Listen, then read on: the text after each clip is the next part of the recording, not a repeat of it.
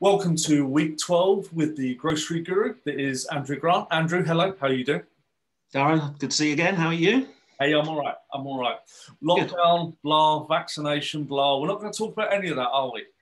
No, it's still the post-Christmas result season. And I thought today, I think it was yesterday, Tesco's festive statement was released. All very good stuff, probably exactly what you would have expected.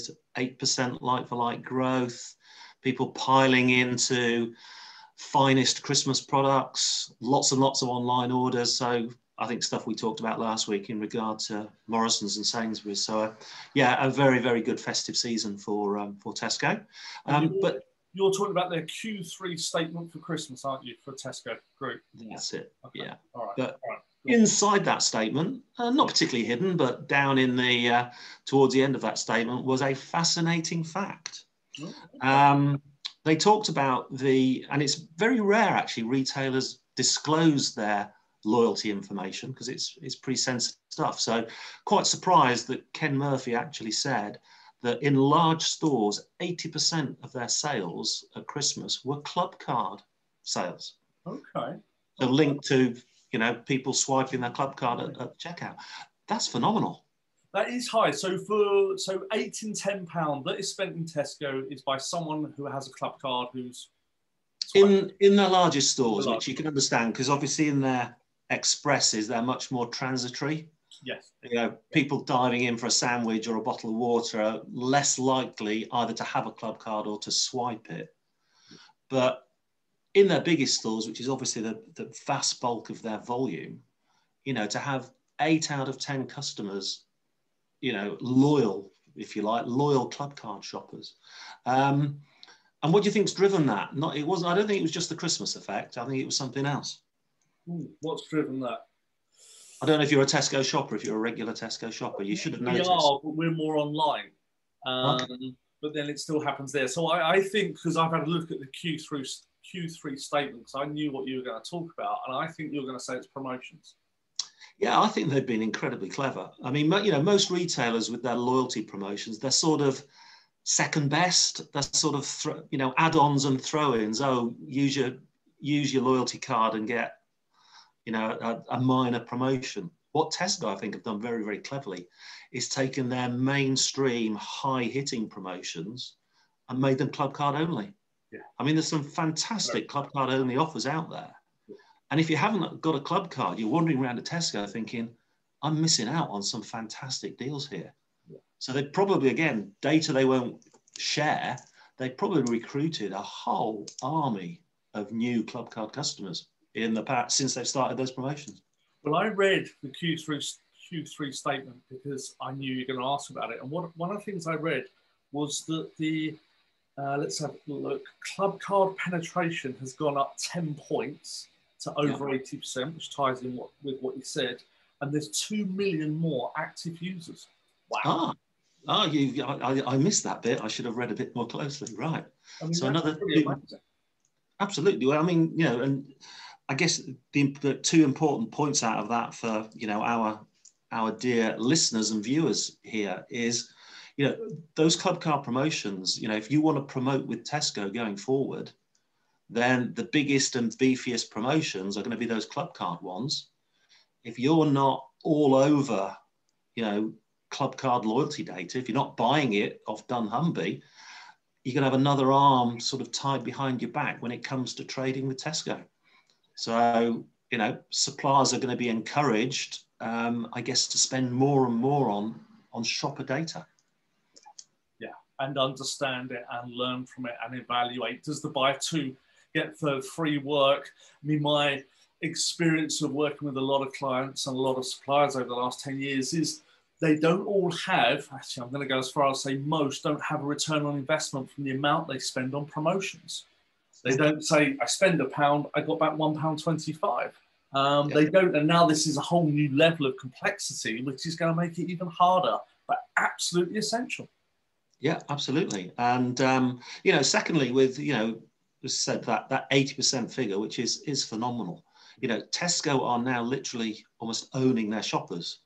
There is the old industry adage that, you know, Tesco with its Clubcard knows better than your GP when you're going to die. Yeah, because no, they know your postcode, they know your lifestyle, they know exactly what your diet is. Yes. Yes. You know, I'm sure we all go to the doctors and don't actually quite tell them how much we exactly eat and drink, and particularly how much we drink. Tesco know exactly how much you drink. When you put those 7 bottles of cheap red plonk in your basket every week, they see it. Well, it's very true, because you get the GP questionnaire, how many units of alcohol, and you think, is a pint just 1 unit? Anyway, No, I'm going to share a couple of other facts that amaze me in here. You mentioned the like-for-like growth of Tesco, 8%, Booker with 15%, which I thought was pretty damn good. Well, considering wholesale, you know, restaurants and hospitality are shut, that is pretty good. Yeah. So that one amazed me. And then just a couple of other stats. Over Christmas, 7 million orders, 400 million items. Wow. Yeah. And Tesco are looking after supporting 786,000 vulnerable shoppers. Yeah. I mean, some big numbers there. Some really big numbers. No, I think, you know, as we've said before, the supermarkets, they're the clear winners out of this, you know, nasty virus crisis we've had.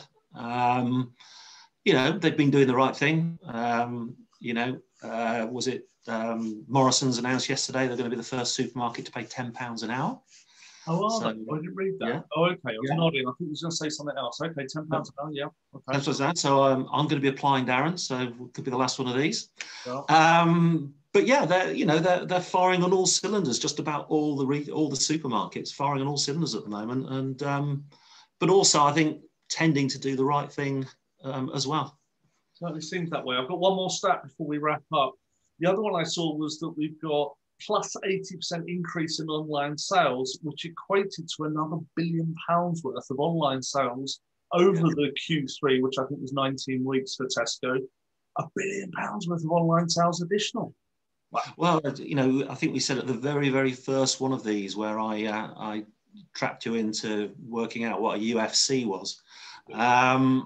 Yeah, probably their biggest challenge now is, you know, how do they cope with that probably unstoppable growth of online? And, you know, are there going to be enough vans to go on the roads to deliver this stuff? You know, where I live, constantly all you see is white vans delivering Amazon, DPD, food, you name it. And that growth is phenomenal. And whether they can keep up with it and manage to pick it and make money doing it, because as we've said before, you know, the grocers have to some extent been lucky. For the last 60 years, they've persuaded us to be our own pickers and deliverers. And we're now turning our backs on that.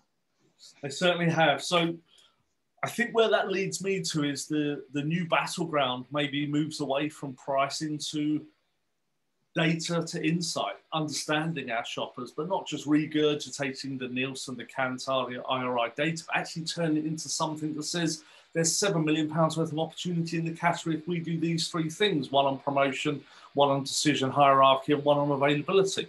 Fantastic. That's got to be the new battleground. Yeah, price is always going to be there. And as a supplier, you know, these retailers are going to, you know, knock 7 bells out of you on price. Of course they will, because they're still operating on tiny margins. But yeah, if you can use insight to drive profitable volume, even if you're making very, very small margins yourself doing it, then, you know, that's the way to grow and survive.